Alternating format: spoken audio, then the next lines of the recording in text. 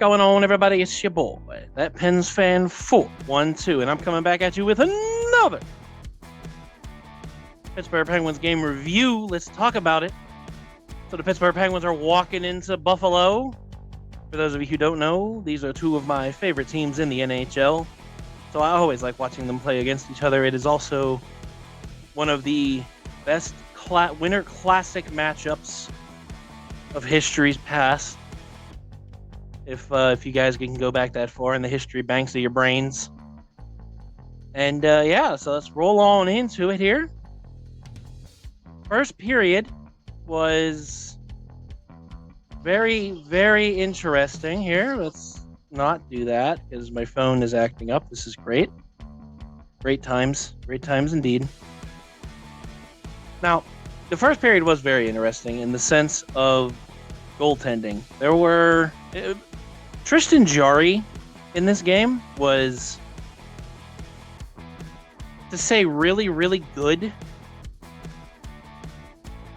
is maybe an overstatement, but to say that he was on the ball, on the puck, that's what that probably would go with. That's the term I would say.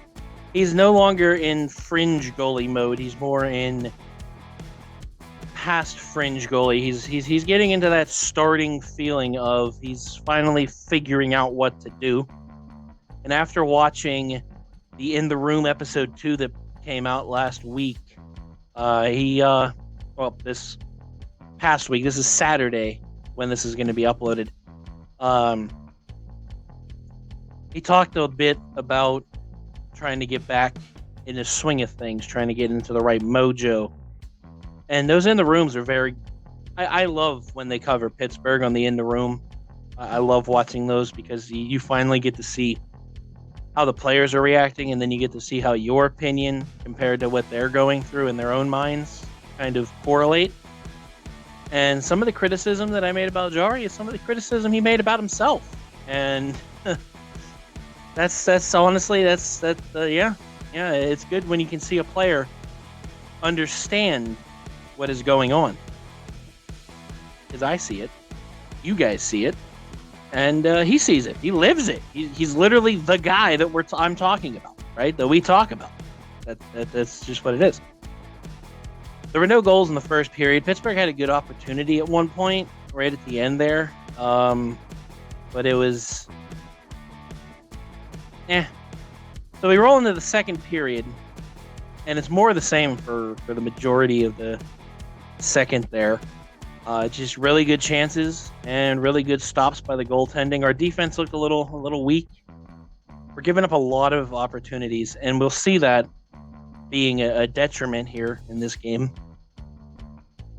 But before it becomes a detriment, 15 minutes into the second period, Jake Guentzel gets the puck from Evgeny Malkin on the power play, and Jake Guentzel puts the puck in the back of the net. 1-0 Pittsburgh. Commentary is always like they're like, I think that was intended for Crosby, but Guentzel, he got it and he scored. The problem with watching streaming hockey games on the apps and online and such is you get to listen to the other team. The home team is usually the commentary team you have to listen to. So when you're away, it's like I get to listen to these extremely non-biased commentators talk about Pittsburgh Penguins, and there's no bias whatsoever in commentary in hockey. They could not be any more thrilled that the Penguins scored first.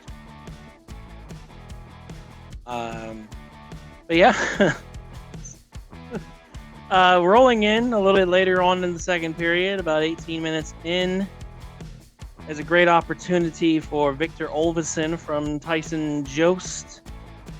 He snaps it into the back of the net. And it's 1-1. Buffalo goes nuts. Of course they do.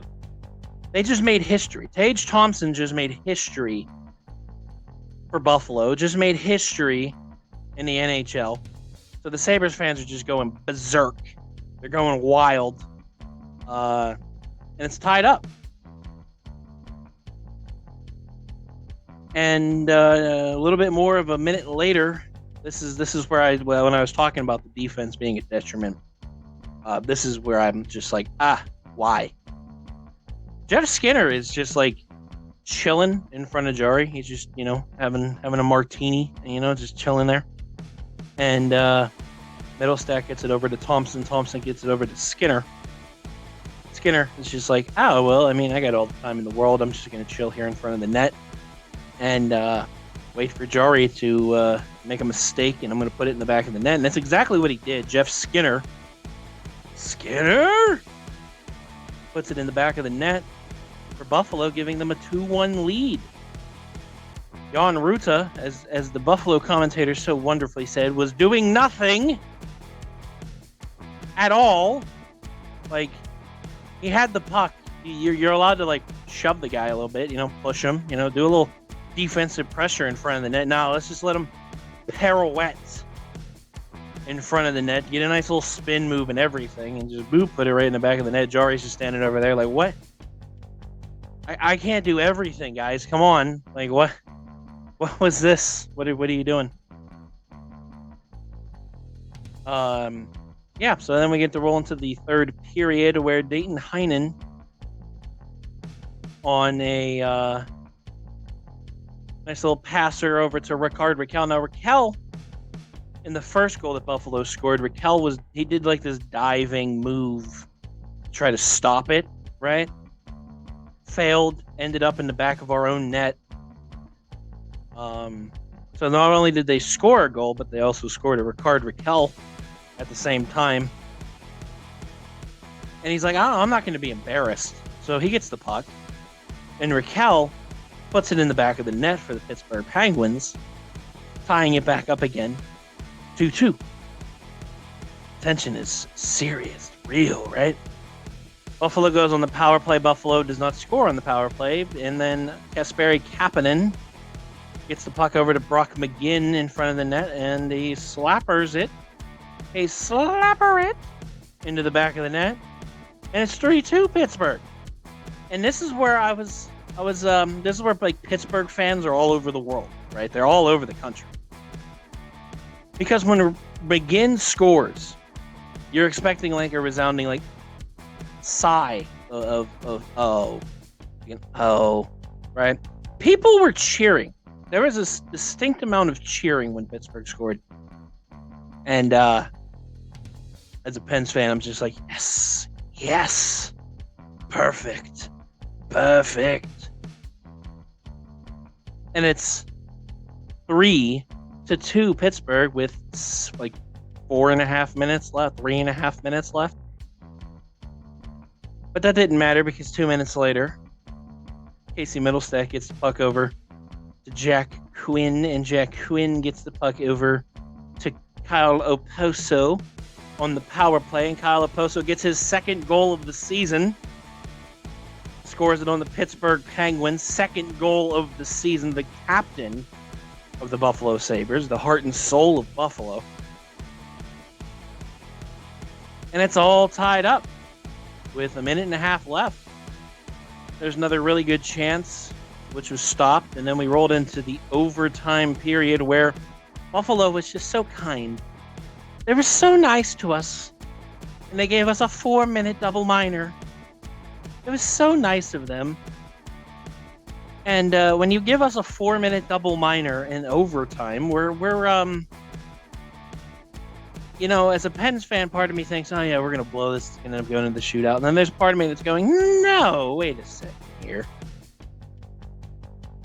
And that second happened because Evgeny Malkin gets the puck over to Rickard Rakell. Rickard Rakell gets it over to Jeff Carter, and Jeff Carter's like, all right, I'm going to end this real quick for us. We're just going to go ahead and clutch Carter.